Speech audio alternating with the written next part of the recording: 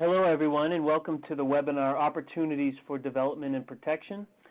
We are going to wait just 1 to 2 more minutes to allow some final attendees to join us on the webinar, and we'll begin in that short time. Thank you.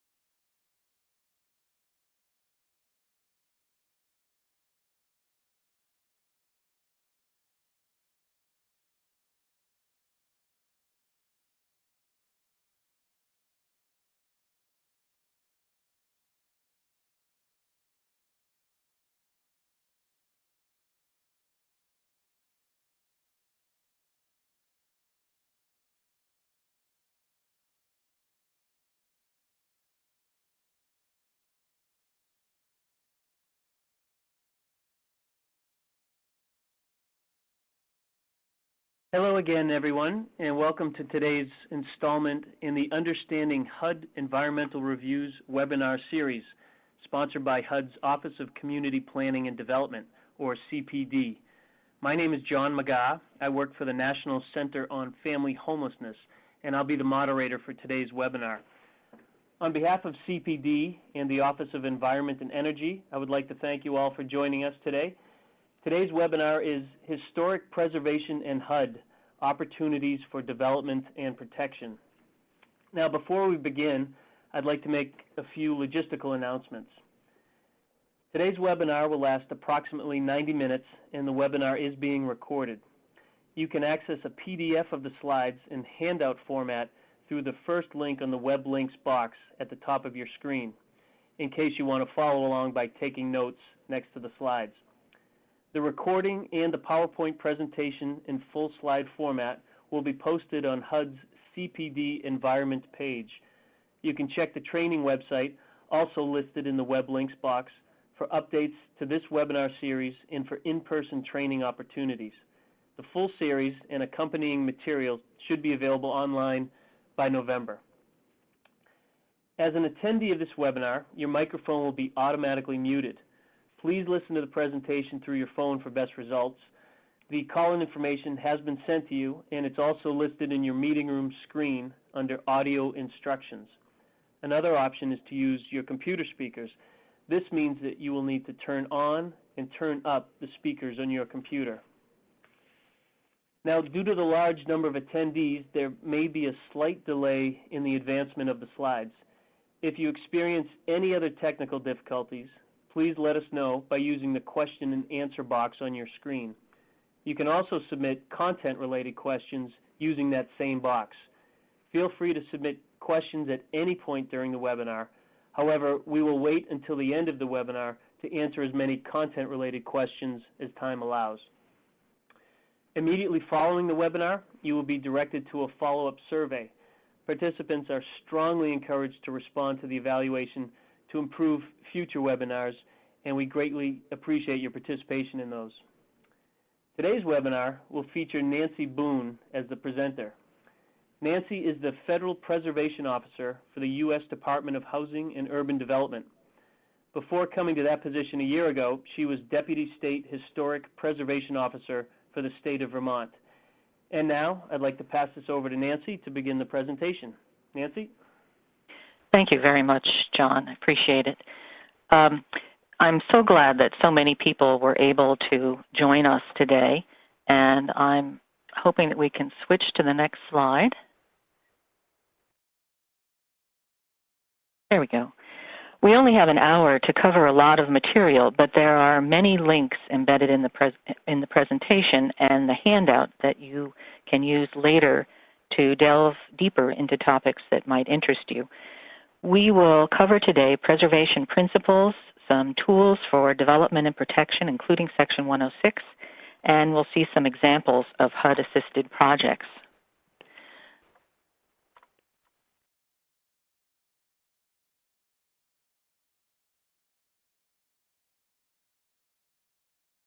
I'm having trouble advancing slides, my technical folks.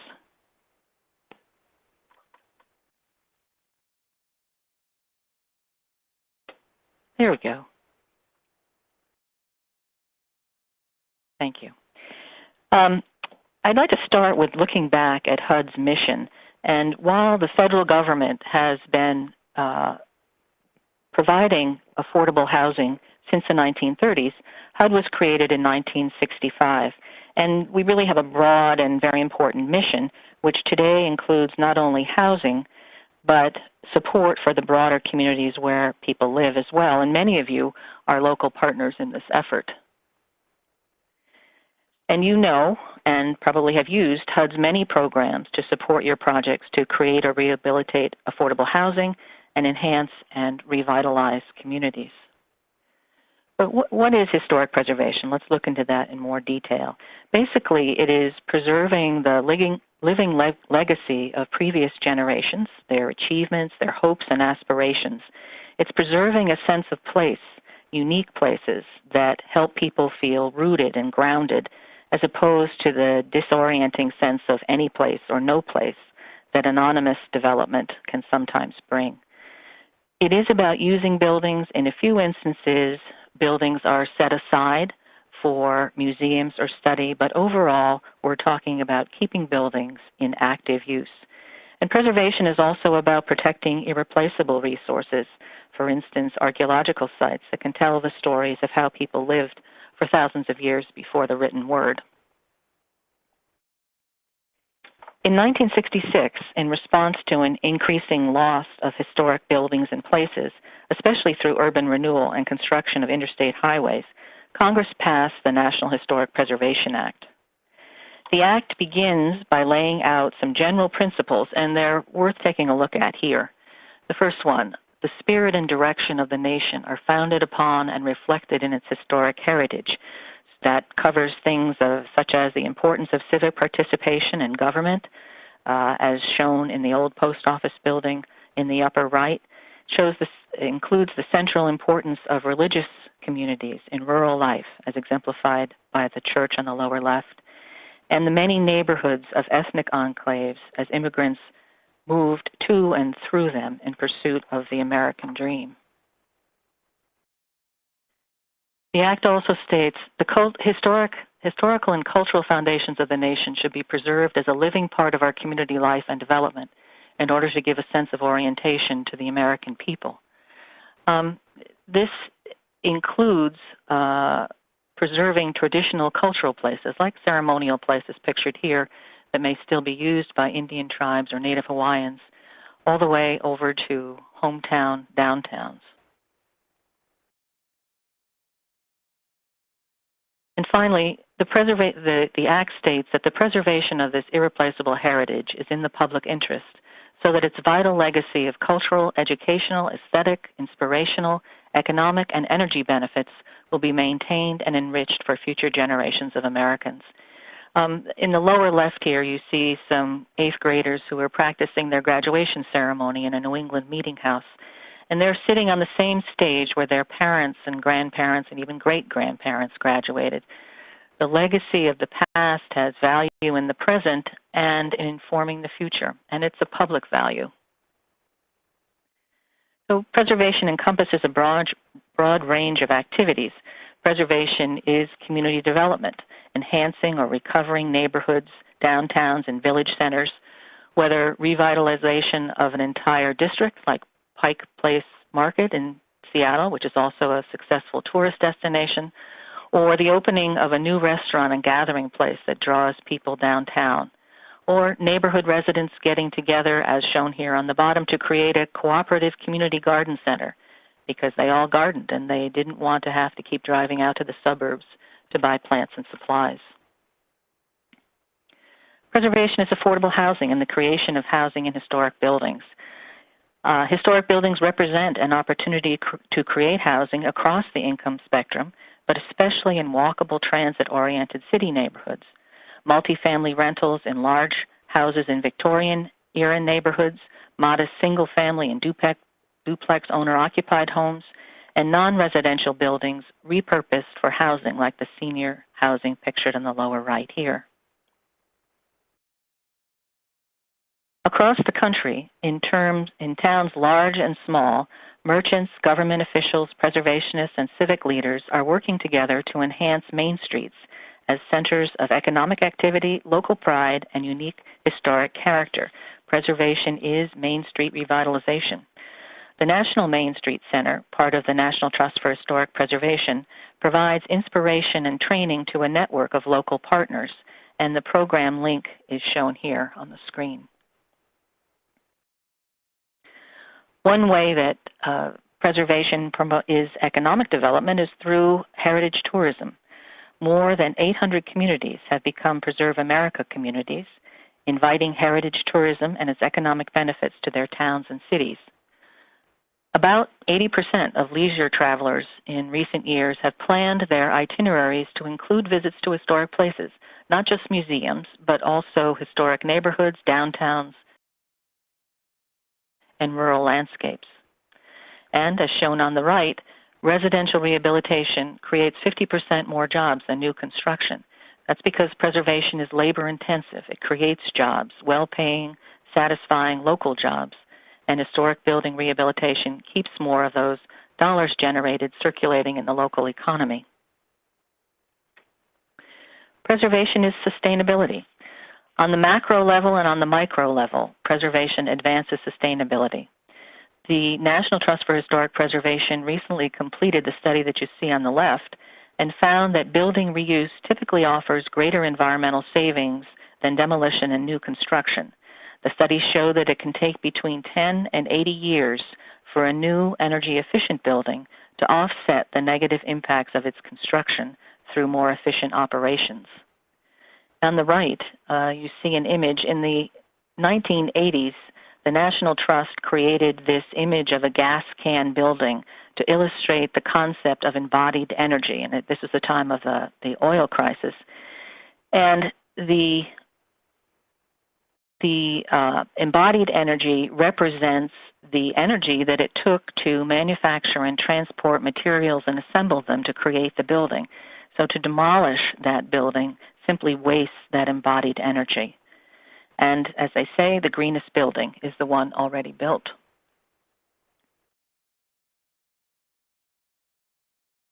Historic buildings often incorporate sustainable design features. Before there was electricity, for instance, prismatic glass transoms were used to direct daylight deep into storefront buildings, as shown here on the upper left.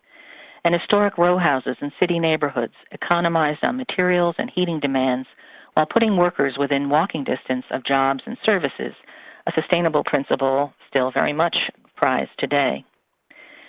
The National Park Service has issued guidance on sustainability for historic buildings, and it starts with recognizing and reusing the historic sustainable features in a building, and then recommends how to upgrade the energy performance of historic building stock. You can look at this in detail on the website, which is posted through a link here.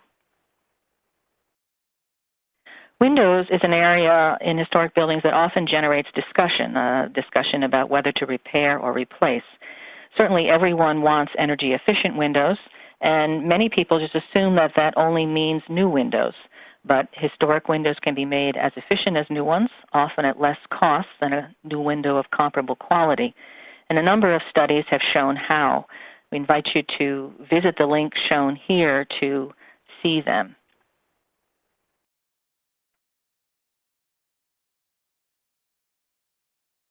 Preservation is also an opportunity to integrate new renewable energy sources into a project.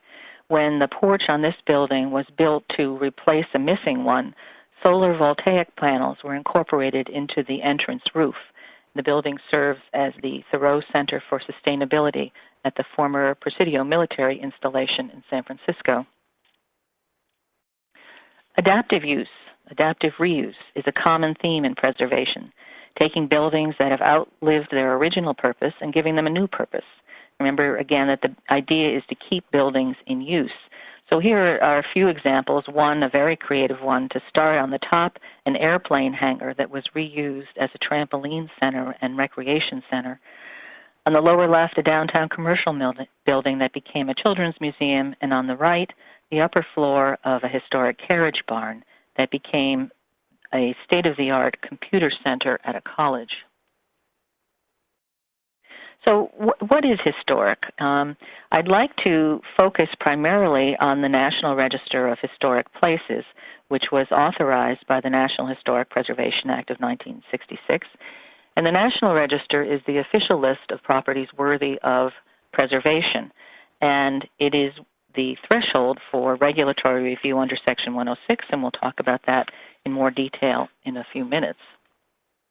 So how does a building or site qualify for the National Register? Well, age is one factor. A building generally has to be over 50 years old, so that can incorporate something like the old settler's cabin on the top right, or something very, very old, like the site on the lower left, or even something that's not so old. On the lower right, you see Hilliard Towers, constructed in 1966, and there are exceptions to the 50-year rule. Things can qualify for the National Register when they're less than 50 years old if they are exceptional properties. A property must meet at least one of the 4 National Register criteria, which are summarized here: historic significance, association with an important person, architectural significance, or the ability to yield important information. And even though it's called the National Register of Historic Places, properties that are significant at the local and state level are also eligible. I'd like to take a closer look at each of the criteria. First, historic significance. Historic significance covers events. Here we see Lincoln on a Civil War battlefield on the lower left. It includes broader patterns of history, represented here by the Tenement Museum on the Lower East Side in New York, which represents the ubiquitous tenements of the late 19th and early 20th centuries that housed succeeding waves of immigrants to this country and where their story is interpreted. It can also include traditional cultural properties like Bighorn Medicine Wheel, shown here, historic properties of religious and cultural significance to Indian tribes and Native Hawaiian organizations. Properties can also qualify for the National Register by association with an important person. And on the left, we all recognize Elvis. Well, the 1938 public housing development where Elvis lived is on the National Register. You see the furnished apartment, which actually you can rent on a nightly basis if you're so inclined. One of the cliches you hear about historic designation is that it's not historic unless George Washington slept there. Well, while Mount Vernon may meet that standard, there are hundreds of thousands of buildings on or eligible for the National Register that have nothing to do with George Washington. The National Register is meant to reflect the broad spectrum of American experience. Criterion C has to do with architectural significance, and here architectural significance also spans a full range from high style to vernacular. On the left, you see Frank Lloyd Wright's Fallingwater, and on the right, also eligible, the Houston Housing Authority building.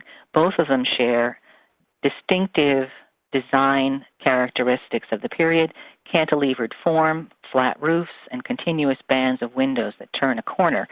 And here is a good place to point out that the National Register is not simply a beauty contest. It's all about significance.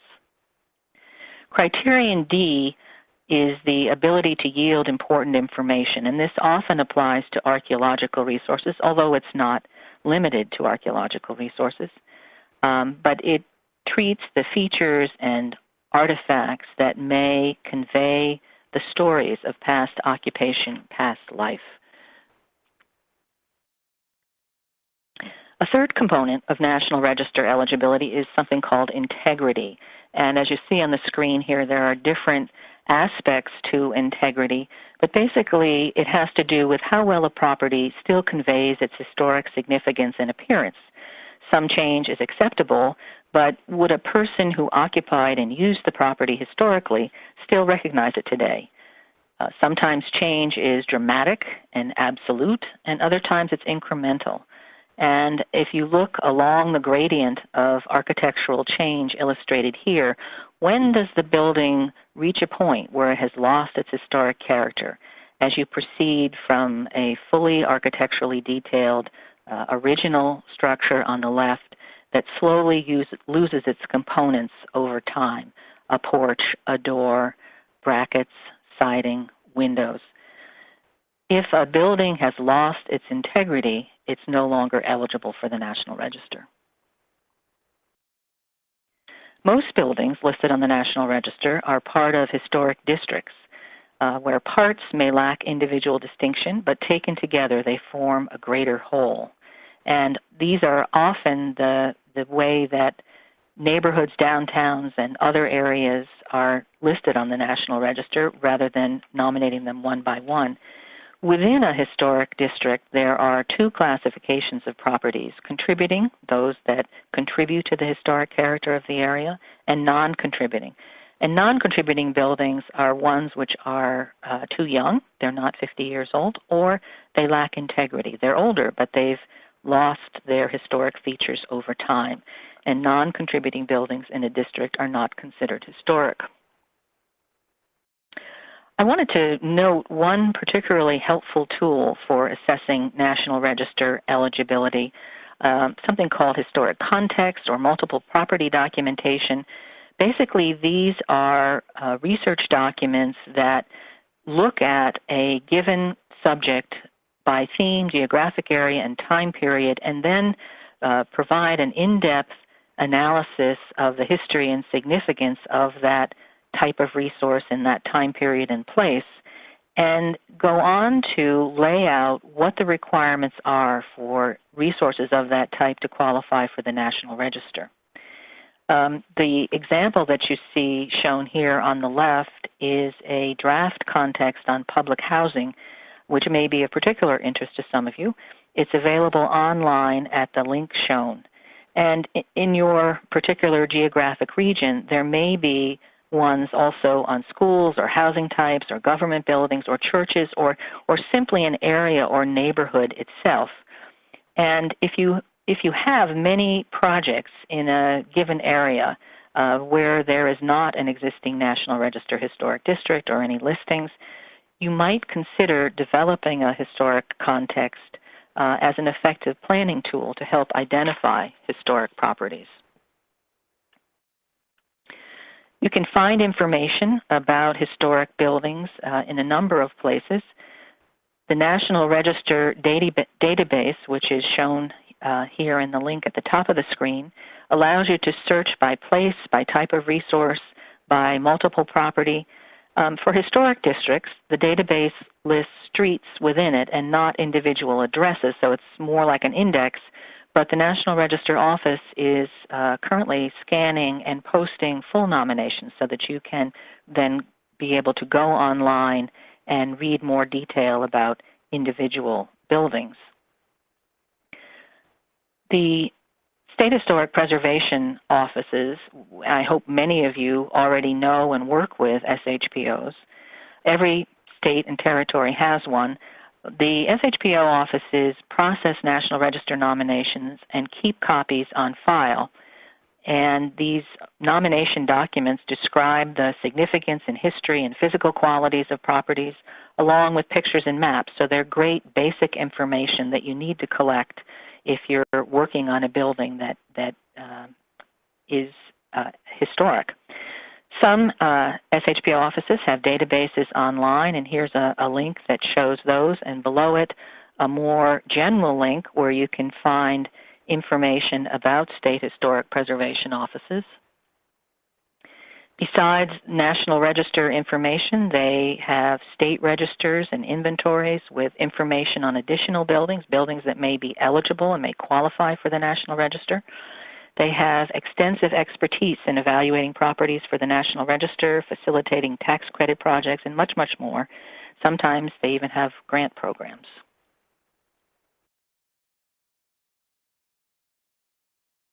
People often ask about the effects of National Register designation. Are there restrictions that come with designation? I'd have to say that the biggest benefit of designation on the National Register of Historic Places is pride and recognition of the historic quality of a building. And this can have very tangible benefits. For instance, if you're raising funds to galvanize efforts for a restoration of a particular building. And certainly there is some protection associated with National Register designation. However, it's not the designation itself that triggers a review of building changes. It's the use of federal funds, permit, or license that triggers that review. Designation alone does not require review of what an owner does with their property. And we'll talk some more about the federal review process when we get to the Section 106 section of this presentation. National Register designation may also qualify buildings for federal preservation grants if there's funding, and there hasn't been any general grant funding since 1980, and qualifies properties for federal and state preservation tax credits, and we will come back in more detail to that. And finally, in areas that have coal resources, National Register designation brings consideration in a decision to issue a surface mining permit for coal. I wanted to just also mention another type of designation, local historic districts, which are set up under local zoning. Some communities establish a local review process for evaluating and approving proposed changes to a historic building. A local review body judges appropriateness of changes based on locally adopted preservation criteria. And usually, as depicted here, there's some sort of public notice about hearings that are being held in regard to those projects. So it's a local public process. And in that case, building review is not necessarily limited to the use of any government funds. It covers an entire area, including private actions. So just like there are national standards for determining what's historic, there are national standards for how to treat historic properties.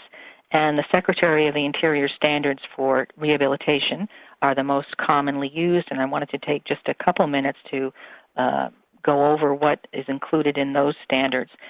The Secretary standards allow for change to meet modern needs, but they stress keeping historic features and materials in the process. So here's sort of an abridged view of the standards. There are 10 of them in the original.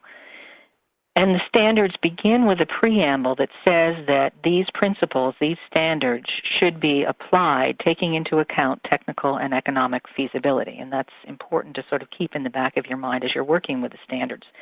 They apply to the exterior of buildings, and they apply to significant interior features. But basically, the standards convey that you want to find a compatible use for a property if you're changing its use. You want to retain historic materials and features, and if you can't repair them and keep them, then it's desirable to replace them in kind.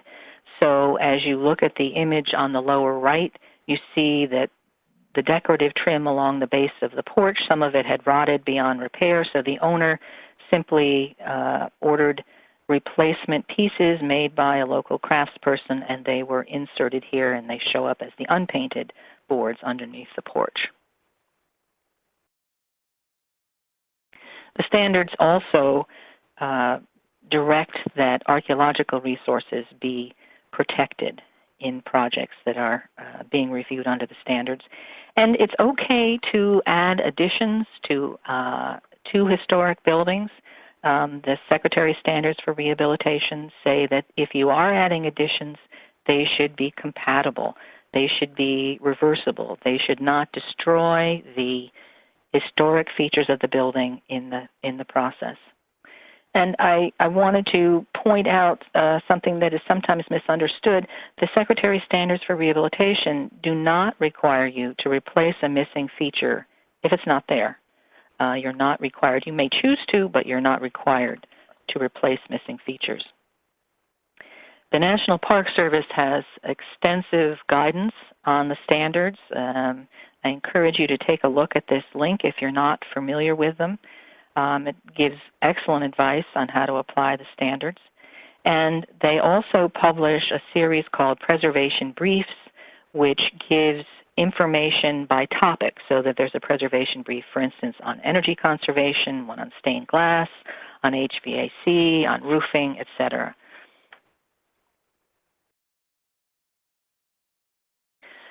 I mentioned that one of the benefits of National Register listing is qualification for tax credits. Some of you may have already used the 20% federal historic tax credit in a building rehab project. Here lays out very simply the qualifications for that credit. In order to qualify for the credit, a building needs to be listed on the National Register of Historic Places. It needs to be income producing, which includes rental rehabilitation properties, commercial properties, retail, etc. And it needs to be a substantial rehabilitation. And the IRS, which administers the tax credit program from the tax end, has set out a formula for determining what is a substantial rehabilitation. And the substantial rehabilitation test is that the rehab investment in the project needs to exceed the adjusted basis of the building. And the adjusted basis of the building is shown in the little calculation here. If you take the purchase price whether you bought it in 1980 or 1920 or 1999, whenever you bought it, what was the purchase price? Minus the value of the land, minus depreciation you've taken over the years, plus the value of capital improvements you've made over the years. That formula will yield a unique adjusted basis for your situation in your building, and the rehab investment needs to exceed that amount or a minimum of $5,000 if you want to qualify for the historic tax credit. Any work done that wants to claim the tax credit must meet the Secretary of Interior standards for rehabilitation. And again, the National Park Service has excellent guidance available online here. Up above, you see a modern structure from 1966, Hilliard Towers in Chicago, a little bit less than 60 years old, but it recently underwent a project and qualified for the tax credit. One of the things you'll find on the National Park Service website is information on combining the 20% historic tax credit with the low-income credit. And if you are developing housing with a private partner, this combination of credits can help finance a substantial portion of a project. Statistics show typically 25% and more projects use both credits, the historic credit and the low-income credit. And in some years, the percentage is as high as 40%. I should note that many states also have state tax credits, which you can find out about through the state historic preservation offices. And sometimes those projects will stand alone. Sometimes they piggyback on the federal credit. Another financial tool is easement donations. Preservation easements provide legal restrictions to protect a historic property from changes that might harm their historic character. And you can have preservation easements that occur that treat the exterior of a building, the interior, and even in some instances on historically important land. The easement is held by a qualified organization, which often charges a stewardship fee so that they have an endowment that allows them to staff future monitoring of the building. And the financial incentive involved here is that an owner, after donating an easement, may claim the value of that easement as a tax deduction. And the value of the easement is typically the difference between the value of the property before and after the easement donation. And as some of you may be aware, the IRS recently issued additional guidance on that and now say that they are really looking at the value affected by the level of new restriction imposed by an easement. So if a property exists in an area, for instance, a local historic district, where there's already a lot of restriction about what can be done to that building, the value of the easement incrementally might not be that great. Again, the National Park Service has great information available online, and you can access that by the link below. So if you use federal funds in a local project, as I imagine many of you have, you are surely familiar with Section 106, and I'd like to go through the basics of Section 106 right now. Section 106 of the National Historic Preservation Act set out to protect historic properties from adverse effects from federal activities. It is there have been implementing regulations that detail the process, and those regulations, 36 CFR Part 800, are incorporated by reference in HUD regulations, in the environmental regulations for Part 50 and Part 58.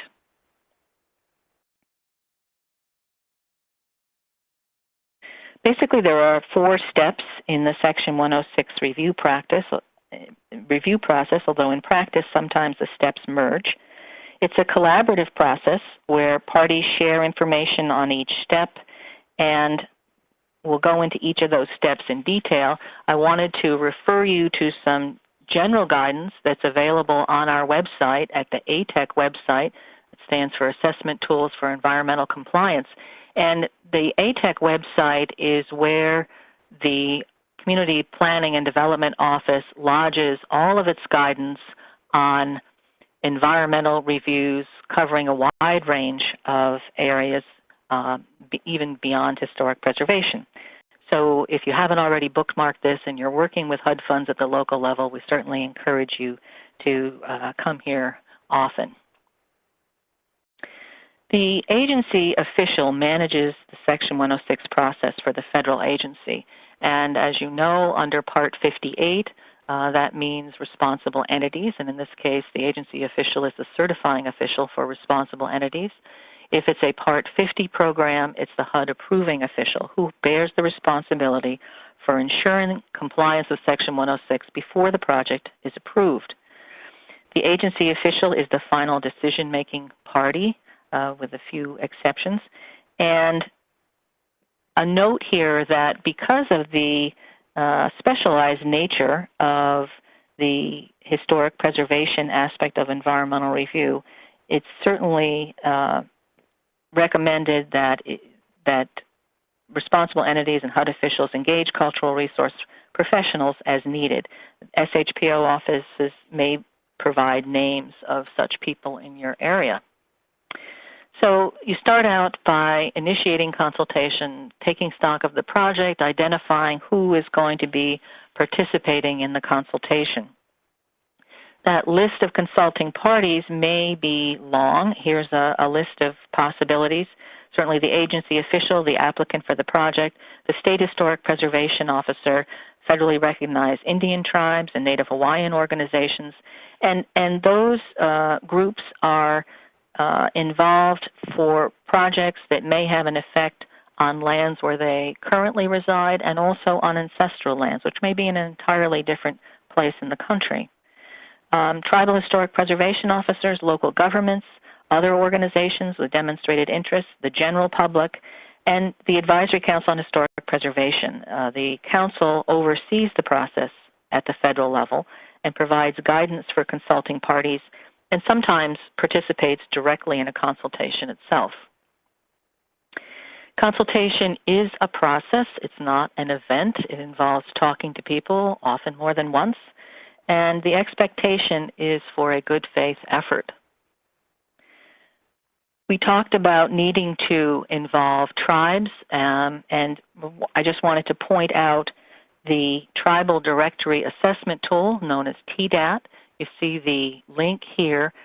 It is an online database that allows you to identify contact names and information, addresses, phone numbers, emails for tribal leaders and tribal historic preservation officers and Native Hawaiian organizations.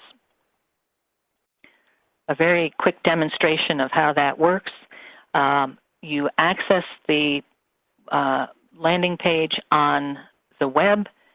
You can enter information on the address of your project, and it will return to you the list of tribes that may have an interest in that county. All of the information is taken down to the county level. You can click on a map and get information statewide about what tribes have an interest in your state, and you can narrow that down by county if you'd like. And the same goes for clicking on a state name here on the list at the bottom, or you can look at contact information by selecting the name of the tribe directly. Also on this page, you'll see links to a new notice on the process for tribal consultation in Part 58 projects. And if you are an RE and you haven't seen that yet, please do take a look. It gives detailed guidance on how to involve tribes in a Section 106 review. And there's also links to information on when to do archaeological investigations or surveys in HUD projects.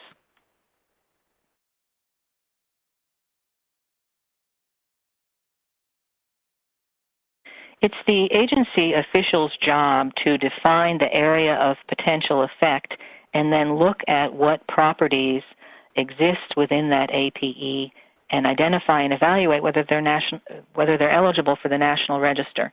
You see a picture of a map here, and it has two lines on it, a purple line showing the boundaries of the physical impacts, the direct impacts in a project, but it also includes a larger green boundary area, and that includes an area of indirect effect. In this case, there was going to be a lot of new construction occurring within the purple line, but there was a concern for the indirect effect of construction traffic on adjacent historic districts. So the area of potential effect was drawn larger than just the project property itself. You may gather information on historic properties from the sources mentioned earlier. You perhaps can engage a cultural resource professional. And then it's necessary to evaluate historic significance of any potential buildings by evaluate historic significance by applying the National Register criteria. A couple things to note here. As we said earlier, National Register eligibility or listing is the threshold for further consideration under Section 106. If it's not eligible for the National Register, it's not considered historic under Section 106. And also, very importantly, for properties that may be, for historic properties that may have religious and cultural significance to tribes or Native Hawaiian groups, it's acknowledged that those tribes and Native Hawaiian organizations have special expertise in the process of evaluating historic properties for the National Register, and they should be consulted.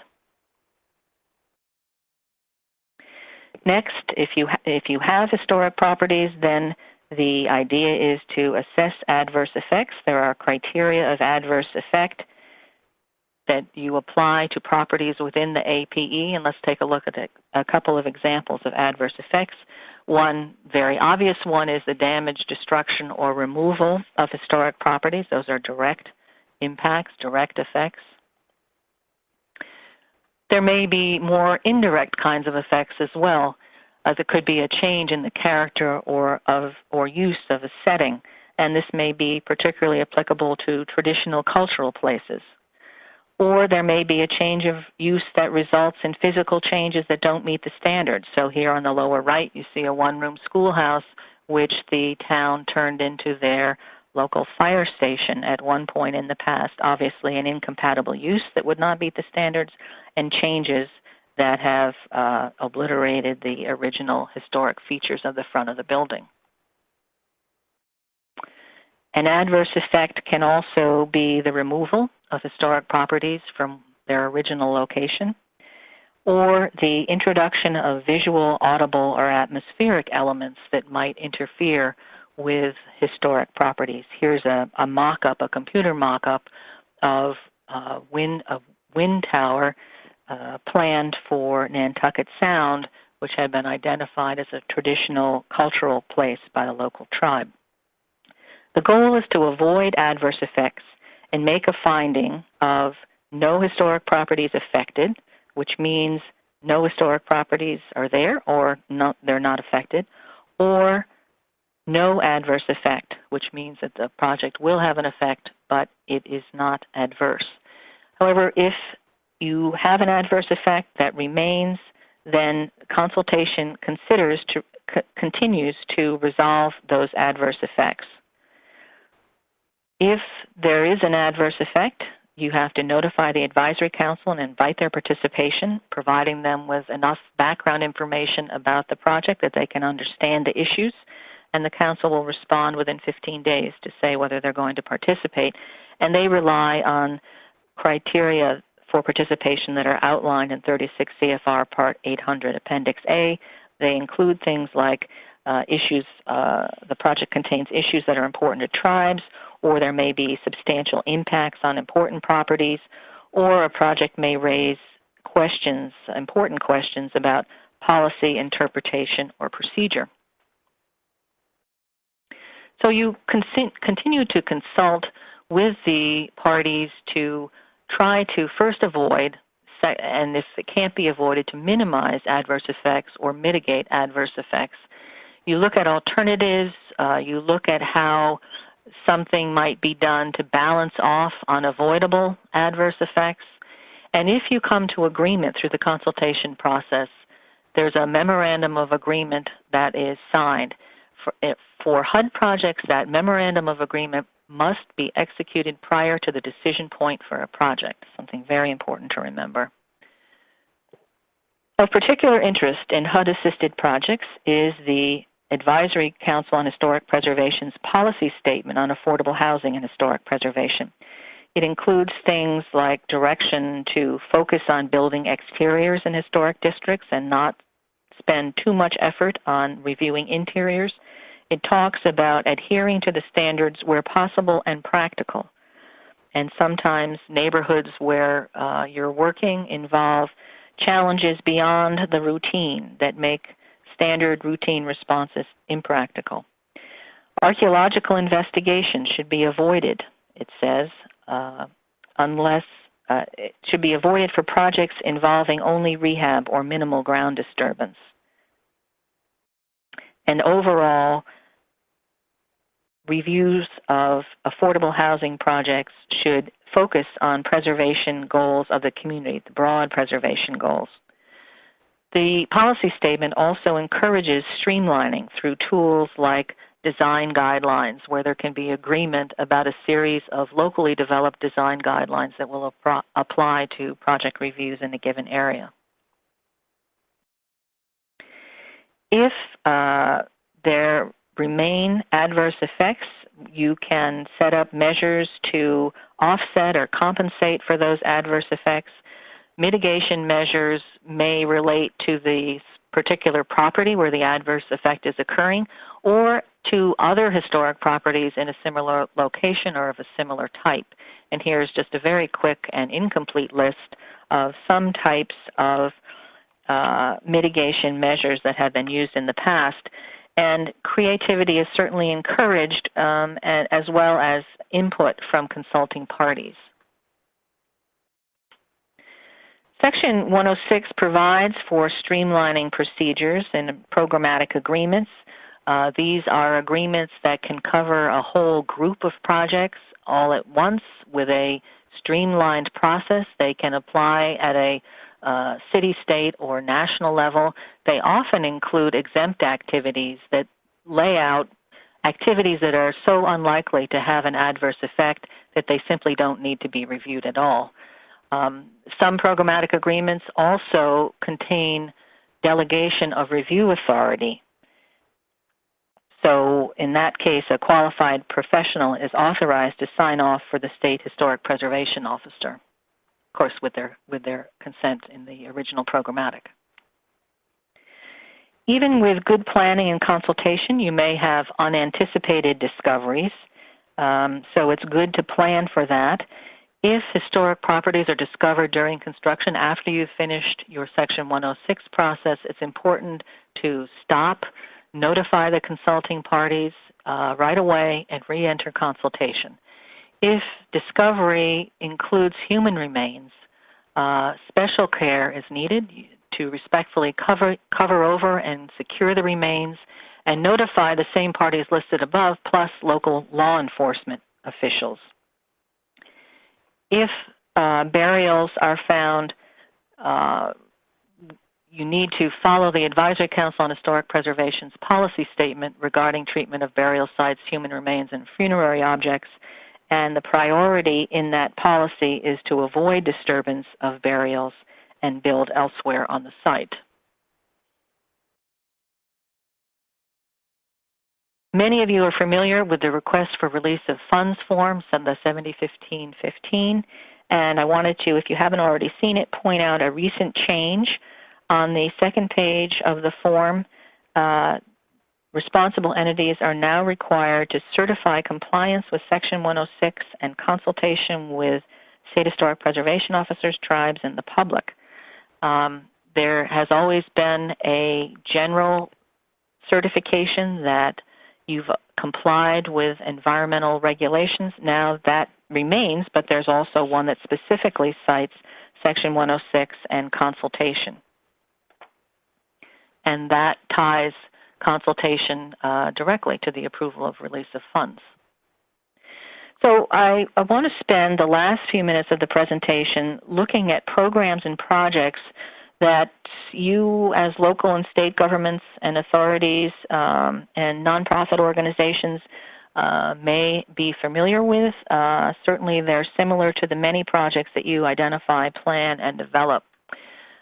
The Community Development Block Grant Program is perhaps one of the best known and certainly one of the most relevant for historic preservation projects because it includes a very wide array of possibilities for funding building rehabilitation, planning, feasibility studies, surveys of historic properties, nominations to the National Register, that kind of thing. There's a wonderful book that was put together a few years ago, and you see a picture of the cover here, that lists in great detail all the creative possibilities to which you can put CDBG funds in pursuit of preservation at the local level. I encourage you to take a look at that.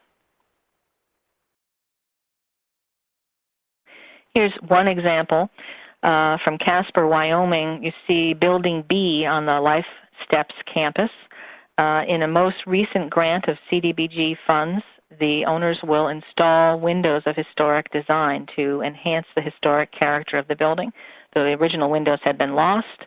The architect, through some research, was able to find a compatible off-the-shelf product that matched the original historic windows, and those are being reinstalled in the project now. The building is part of a campus that hosts transitional housing for the homeless, a residential substance abuse center, and a healthcare clinic for the homeless. The Neighborhood Stabilization Program, as you know, treats foreclosed and abandoned homes in a variety of approaches. Communities can use their NSP funds to demolish buildings, to land bank them, to purchase them, to redevelop them, to rehabilitate them. The choices are local, and so here's an opportunity to point a program in the direction of preservation, in the direction of rehabilitation. And although the program is ending, there is still a lot of program income that can continue funding more of these eligible types of projects. Here's one example of a current project. This is a former Sears building in Pontiac, Michigan. It was built in 1929 in a key downtown location, and it's being converted into 46 loft apartments. And on the first floor, it will have the city's first fitness center and a fresh food market, as well as 31 indoor parking spaces. Here's an example of strategic public investment that helps spur further private investment in the surrounding area. And of special note here, the project is aiming for LEED Platinum design status and will incorporate geothermal heating and cooling and rooftop solar panels. Another project, the Genesee County Land Bank received $26 million to stabilize targeted neighborhoods in Flint. And in 2008, a Native American burial was discovered in the area that they're covering. The Land Bank consulted with the State Historic Preservation Office, federally and state recognized tribes, city officials, and the public to develop a plan to monitor their work, which includes ground disturbing type activities, to monitor for future burials and to have a plan in place if burials are discovered or how they should be treated. So they defined where the archaeological sensitivity existed in relation to the neighborhoods that they were working with, and have an archaeological consultant and on board when ground disturbing activities take place. They give prior notice to Indian tribes, and they have a very detailed plan on how newly discovered burials will be treated. Now, to date, in their implementation of this plan, they have not discovered any additional burials. Public housing funds. Here's a project, the Lafitte Housing Project, built in 1941, that was heavily damaged by Hurricane Katrina. The neighborhood has been mostly rebuilt with new structures, but a couple of the structures, the Lafitte Community Center building, was saved and rehabilitated for a new community use, daycare and Head Start center for the complex.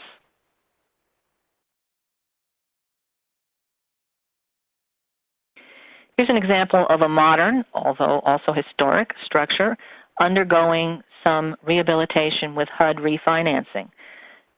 A vestibule was proposed a new vestibule was proposed for the front of the building, which included demolition of the original breezeway, shown here on the left what the original proposal was. Some of the consulting parties objected that there would be harm to the historic character of the building. They held a design charrette and were able to come up with a new design concept which incorporated the breezeway into a new compatible vestibule, so keeping the old but adding on in a compatible way. This project went from being an adverse effect under Section 106 to a no adverse effect through the Section 106 consultation process. The Office of Healthy Homes and Lead Hazard Control has just issued some revised guidelines on lead-based paint hazard to guide evaluation and control in all federally assisted housing. It distinguishes between control and full abatement or removal of lead-based paint. It emphasizes removing the hazard and notes the mere presence of lead paint on a building component does not constitute a hazard. As you know, where the paint is chipping and peeling or abrading on on friction surfaces, it may be available to be ingested, and it is a hazard in that case, and you need to address that hazard. Here's an example of two grantees from the Hope 6 Main Street Grant Program. It's a very small program with a rather large mission to provide affordable housing in historic Main Street areas. And there was a single grantee in each of the past 2 years. On the left, you see a project in Kansas in which the upper floor of the old Opera House and commercial building next door are being converted into 12 units of affordable housing. They are seeking funds currently to rehab the first floor for commercial and retail space, but the Main Street Grant Program is paying for housing on the upper floor. On the right, the historic Canine Hotel in Maysville, South Carolina, built in 1911, was once the focal point of the downtown area, and it will now be rehabilitated to include 8 affordable housing units, and it will be a focal point of the downtown area again.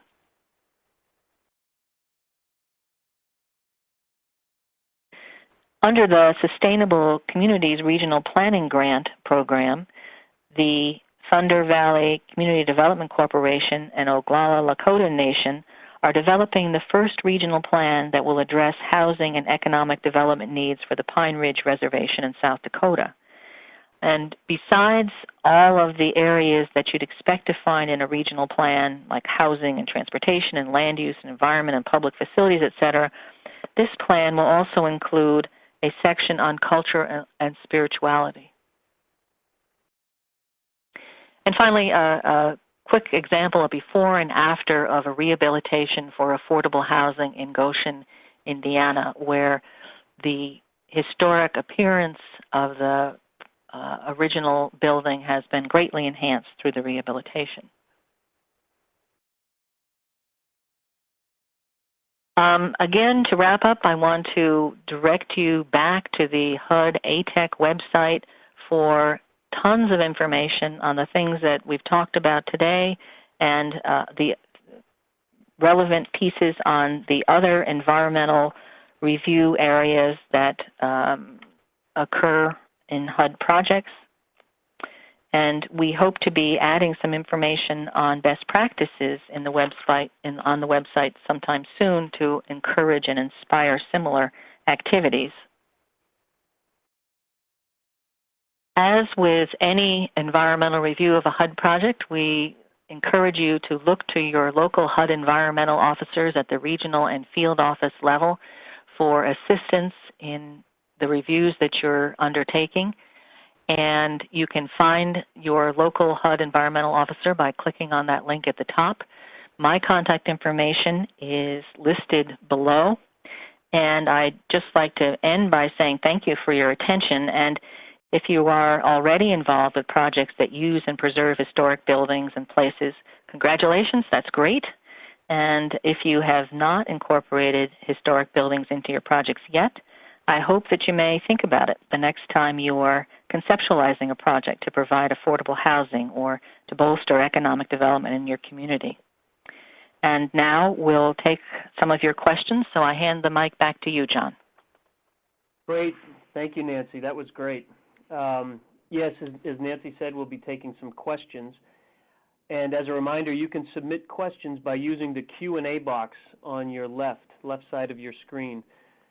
Jim Potter from HUD's Office of Environment and Energy will be reading the questions. Jim? Thank you, John. Nancy, we got several questions, and I want to remind our participants that you can still send us questions. We're looking forward to hearing from you and using this time to resolve or clarify whatever you found unclear about the presentation. But we do have several questions, and I want to start off with a very interesting one. What if you have a structure that is important because of how it changed form over time? For example, a government administrative center that becomes a church, then a residential school, then a retirement center, then condominiums. Yeah, and with those changes, there may have been physical changes along the way so that the building no longer looks like it did when it was first constructed. And there's a concept embedded in preservation theory that says that a building can evolve over time, that those historic changes may become historic in their own right, so that you can get a building that tells a story of many chapters, and there can be features from each of those chapters which can be preserved and should be preserved now. Thank you. Next question. Mention special consideration for National Register properties when there's review for a surface coal mining permit request. Is there any similar consideration when reviewing hydraulic fracturing permit applications? Not that I'm aware of, no. I mean, I think I could say it's stronger than that. No. Thank you. Next question. Can you give an example of a missing feature that might be replaced but doesn't have to? Well, one good example that comes up fairly frequently is missing porches. And you'll see people taking one of two routes, either trying to replicate the porch that was there, which may mean, having turned porch posts and brackets, that kind of thing, or doing something that is simple and compatible. Sometimes people will use the reintroduction of a missing porch, for instance, to include a ramp that provides handicap access by sloping the floor, behind the wall of the porch. Thank you. There's a question that relates to the slide you had on calculating historic tax credits. The equation for calculating the adjusted basis for historic tax credits includes a line for depreciation. What if the property appreciates in value? Well, the depreciation refers to the depreciation that you've taken on your tax returns. So the value of the property, I think, may be what the questioner is getting at. It may have appreciated in value, but what matters here is the depreciation that you have claimed on tax returns. Thank you. Next question. Can you nominate a property to the National Register at the same time as you are applying for a historic tax credit? Yes, you can. And the tax credit application process involves a Part 1 application where you can lay out the reasoning, the description of the building, the history of the building that would qualify it for the National Register even before it's been listed on the National Register. And you can get sort of a preliminary approval that the building is eligible for the National Register. And then it's up to you as the owner to make sure that you follow through and actually get it listed on the National Register within a certain period of time. The time frame is quite generous. I think it's up to 30 months. Thank you. That's helpful. Next question. Are entities that qualify for historic preservation register, I guess that's the National Register, are they required to maintain historic integrity for a certain period of time once they receive the funding or the tax deduction? In the case of a tax credit, there is a 5-year recapture period. So if someone sells the property or does something that dramatically violates the standards, there's a possibility for recapture of a certain percentage of the tax credit depending on how long they've held the property, and that goes for 5 years following the claiming of the tax credit. Thank you. Next question. Under Section 106, mitigation and minimization are often used interchangeably. However, they are quite different approaches. Can you speak a bit about the differences and give examples of what each approach entails? Sure. Minimization is really tweaking the design, revising the design by either leaving more of an historic building in place. So you had an adverse effect for a property, for a building, a historic building, where you said, oh, we're going to tear off the back wing. And so to minimize that adverse effect, you consult about how necessary that might be. I mean, can the project accommodate or incorporate that wing in the final design to serve the program needs of the project? If maybe there's some middle ground where the exterior could be preserved, but the interior needs to be changed to the extent that it would still be an adverse effect. So you work with the proposed design under minimization to see how it might be revised, changed a little bit to decrease the level of adverse effect, to minimize that level of adverse effect. Whereas mitigation, and the questioner is absolutely right, it's not the same thing. Mitigation are activities that might be undertaken to offset or compensate for adverse effects.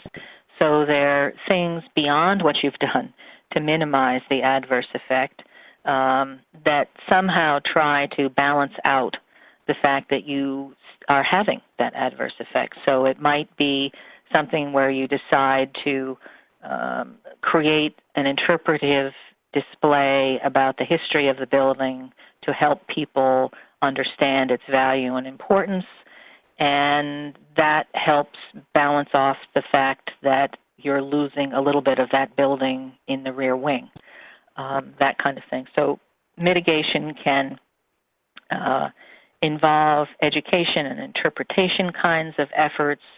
It can involve a whole variety of really creative kinds of things. It can involve open houses at a building. It can include contributions to the preservation of other buildings of a similar kind or type. Since there has to be an adverse effect on the building in your project, is there something that you could do to help buildings of a similar kind or in a similar location? Great. Thank you. Next question. I'm working in 2 historic districts. Is there a way that I can encompass the entire project into one environmental review? How would I go about doing this since I have multiple properties that could be nominated for the National Historic Register? I'm trying to completely understand what they mean by in 2 historic districts. Um, in terms of the National Register, if a building is listed on the National Register by virtue of inclusion within a historic district, it is historic, it is listed on the National Register, and you look at it under Section 106. If I'm wondering whether they mean it's listed on the National Register in a National Register district and then a local district. I don't know if we have any Well, at the risk of putting words in the questioner's mouth, and Yep. I encourage the participant that asked this question to follow up with a little more detail, clarifying information. But let me take a stab at what I think it says. Let's say you had a streetscape project where you were enhancing a roadway that crossed 2 different districts, something like that. Is that Well, the project is a single project, and you look at the historic properties, no matter what district that they're in. So I'm not really sure. If the person asking the question means it's a National Register district and a local district, and how would you address that into a single review? I mean, if there's a local process, it is going to be, a distinctly separate process. However, involving the people who are administering that process with the Section 106 process would make a great deal of sense, so that everybody ends up on the same page in what they're thinking should happen with the historic buildings in that project. And so many communities have local historic district commissions, and if you are doing a project that involves historic buildings in that local district, I would want to be sure to invite that local historic district commission to be a consulting party in the 106 process. So there's some liaison between the 2 processes. great? Thank you. Next question. The new RROF form that includes a section for Section 106 verification, how do you complete when you do not receive a response from that particular tribe? Well, if you take a look at the details in the notice on the process for tribal consultation in Part 58 projects, take a look at that, because it addresses timeframes for response and lack of response, and you can move forward providing that you follow the outline in the process in the notice. Great. Next question. I was under the impression that I had to consult with one tribe, but according to TDAT, they and no other tribes do not have... Let me start that again. I was under the impression that I had to consult with one tribe, but according to TDAT, they do not have any interest in anything in my county. Can I assume that TDAT is correct? We want to be able to assume that TDAT is correct. Over the last year, there was a big consultant project to contact all of the tribes and update information, not only their contact information, but what counties they were interested in reviewing.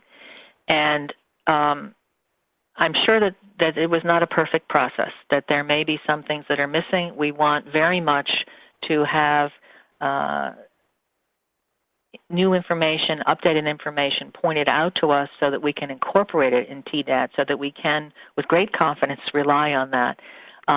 In this beginning interim period here, if the person asking the question knows that this tribe has always been interested in what they've done, but they don't show up in TDAT, I'm wondering if we have a bit of missing information there. I think it would be worth a call to the tribe to find out. Thank you. Next question, is there a, quote, simple, unquote, way to determine the APE without consulting with a historic and/or cultural resource agency? Well, it's up to the agency official to define that area of potential effects. So, you get into the mindset of where is my project going to have physical effects? What are the limits of the physical effects of my project? And then beyond that, is there a possibility that there could be indirect effects that would affect a larger area, and in which case you would expand the APE to a larger boundary? So I think that oftentimes the project developer is in a very good place to make that initial determination of what the area of potential effect is. Thank you. Next question. You mentioned that cultural archaeological analysis is not required for shallow excavations. Can you discuss shallow? I don't remember saying that, actually. Did I say that?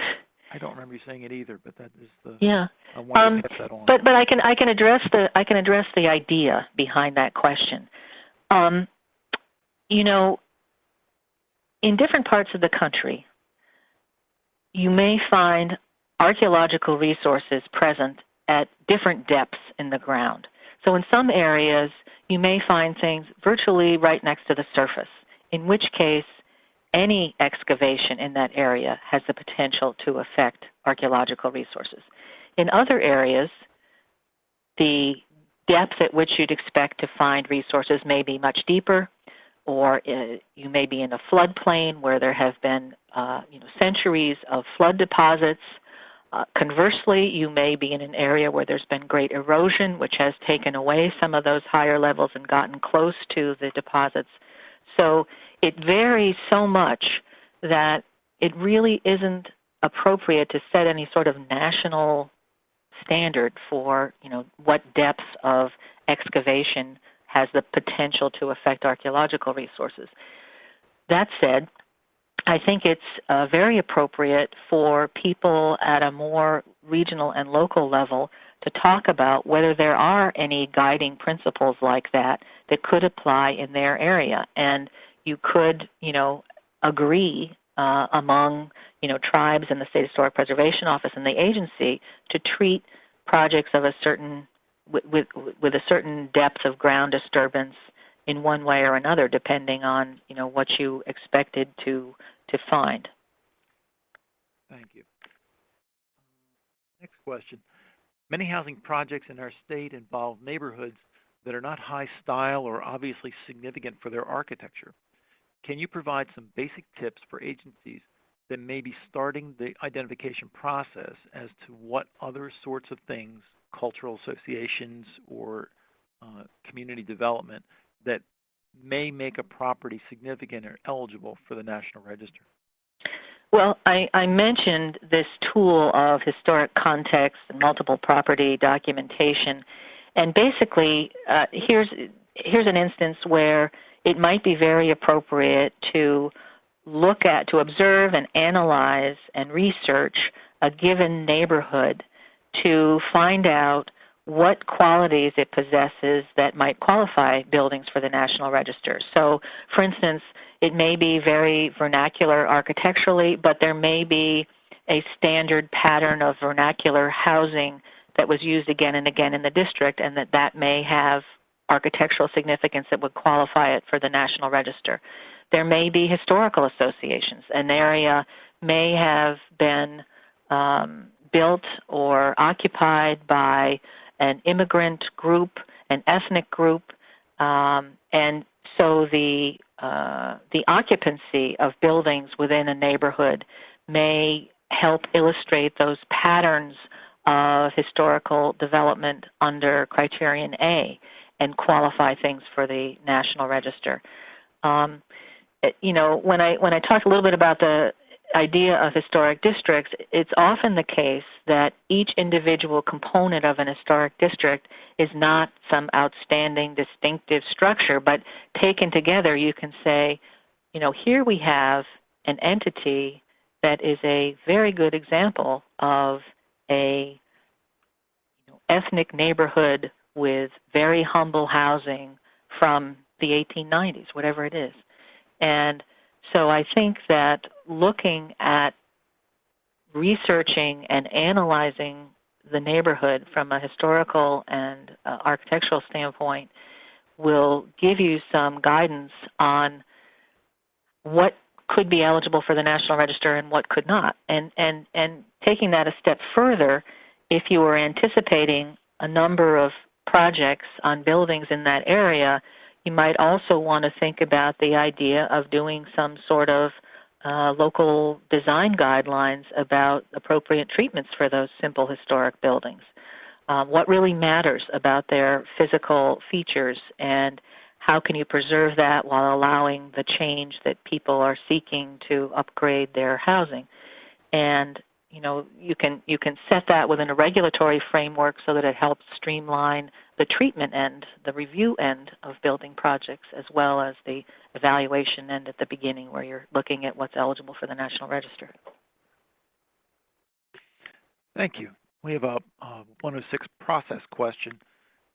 State Historic Preservation officers have 30 days to respond. If we submit Section 106 consultation to the SHPO and receive a response requesting further information, will there be additional 30 days after we submit the information? Yes, that's true. And so you want to be very careful that you're submitting adequate information to begin with.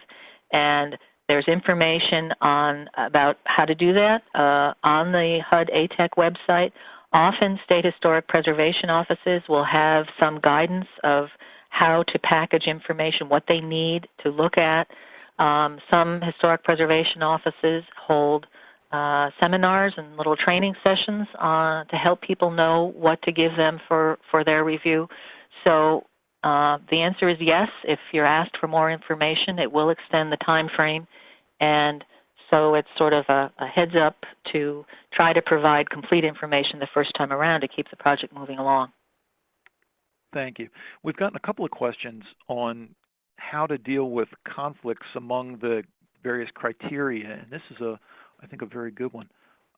Is an ADA and Americans with Disabilities Act upgrade considered an adverse effect? If yes, are there any regulations regarding ADA upgrades and historic considerations?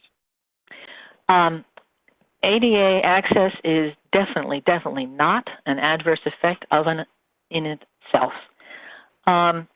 There are many ways that accessibility can be successfully integrated into historic buildings. There's been a lot of work done nationally on this, and a lot of examples that you can look to. So, for instance, I mentioned when I was talking about replacing missing porches that sometimes people will slope the floor of that newly built porch so that it becomes an access ramp into the front of a building. Sometimes people will slope an access ramp down to a lower floor to get people into a building and then take them in a lift or elevator up to the upper floors inside.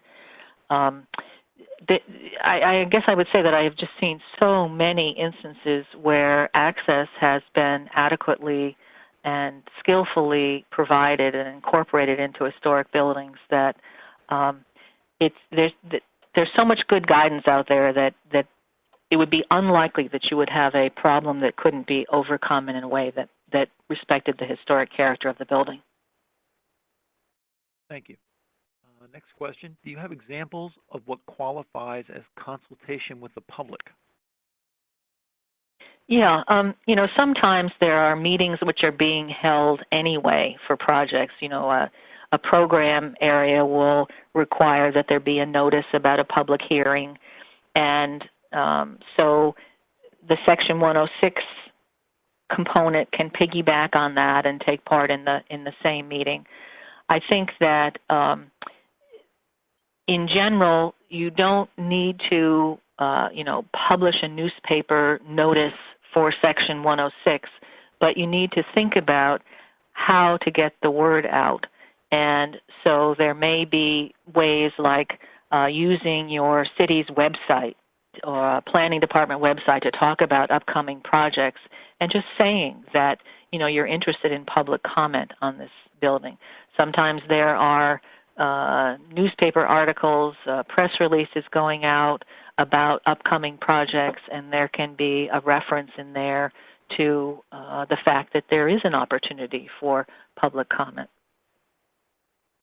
Thank you. Next question. We have a historic property that we want to rehabilitate. Would we need to have it done, would we need to have it added to the register before rehabilitation, or could it wait until after the home is rehabbed? I think you've answered something close to this. Well, they're talking about a home, and before my answer had to do with, the tax credit and the fact that you could nominate something after the fact, after you've gotten a tax credit. But the tax credit is limited to income-producing buildings, including rental residential. So if this person is asking about a private owner-occupied home, that and they're interested in having it listed on the National Register, whether it's before or after a rehab doesn't really matter. I mean, you'd want to be sure that after the rehab it's still going to have the qualities that made it eligible for the National Register, but there's no requirement one way or another that a property be listed before or after it's rehabilitated. Thank you. I'm glad I passed that on. The next one has to do with tribal consultation. I went to TDAT and entered the address of my project. 3 tribes came up. I contacted each person with my email, and after 30 days, there was no response. Am I good to proceed? We're saying yes. Thank you. Easy one. If a residential building is moved from one location to another, does this affect the potential historic significance? Yes, it does. And if you think back to that slide where I showed the various areas of integrity, one of the areas is location. So does a moved property no longer has integrity of its original location? Now, some properties may have been moved historically, and the new location is now a historic location. But it's one consideration that goes into evaluating whether something is eligible for the National Register. And part of that consideration involves, okay, it's moved. Is there some compelling reason that it had to be moved? Is there a roadway coming through or something like that? Is there a something that would cause it to, oops, I'm losing my train of thought. Sorry. Another aspect has to do with how it's relocated in its new location. Is it similar in orientation to the street? Is it in a similar kind of setting? Did you take a downtown building and put it in a farm field? That relocation would have more of a negative impact on historic qualities and eligibility for the National Register than if you took a downtown building and moved it down a block in the downtown. Thank you. This will be the last question, Nancy.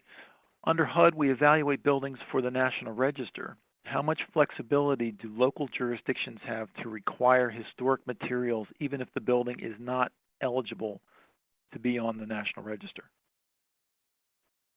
Could you read that one again? Sure. I'm not quite sure. Under HUD, we evaluate buildings for the National Register. How much flexibility do local jurisdictions have to require historic materials even if the building is not eligible for the National Register? Okay. By historic materials in the second reading there, I'm understanding that they mean historic materials to use in the rehabilitation, not materials about the history of the building. I think that's a fair interpretation. Yeah. Okay. Sorry, I didn't get that the first time. So,